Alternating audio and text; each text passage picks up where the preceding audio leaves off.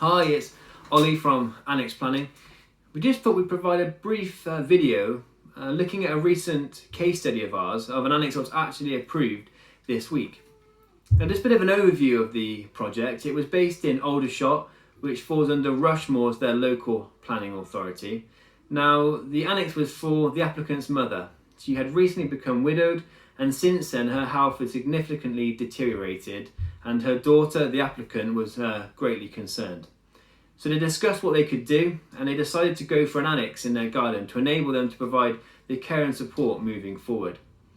Now, we submitted their planning application on their behalf, and it became quite evident early on that the officer had a number of concerns. His major one was that the annex was too self-contained to be considered ancillary, and in his eyes would be the creation of a new dwelling. Now, we obviously disagreed with that. There's plenty of case law to say that regardless of having a kitchen and a bedroom and a bathroom in an annex doesn't mean you're going to use it as a new dwelling, and it can still remain ancillary to the main property. But he was likely to refuse it. His manager agreed that he could refuse it. We suggested using conditions to ensure the annex remained ancillary, but the officer considered this not to be a strong enough control mechanism to ensure that annex was never separated off in the future. So we went back, did a bit of research into some recent case law, and actually suggested to the case officer using a Section 106 agreement. Now, this is a legal agreement which councils can use for all sorts of different things, but in this scenario they could use it to legally bind that annex to the main property to ensure it was never separated off in the future.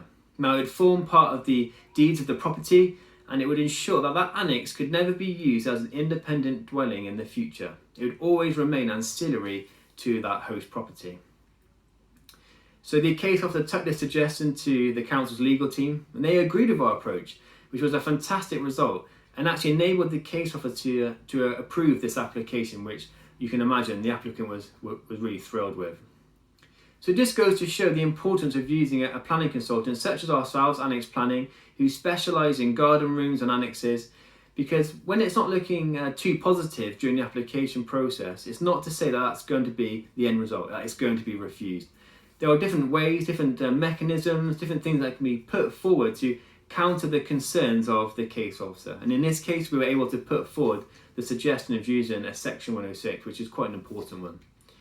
So if you're planning an annex project in your garden and you would want some advice and some guidance on what you can and cannot do, please feel free to reach out to us, and we'd be more than happy to provide that assistance to you.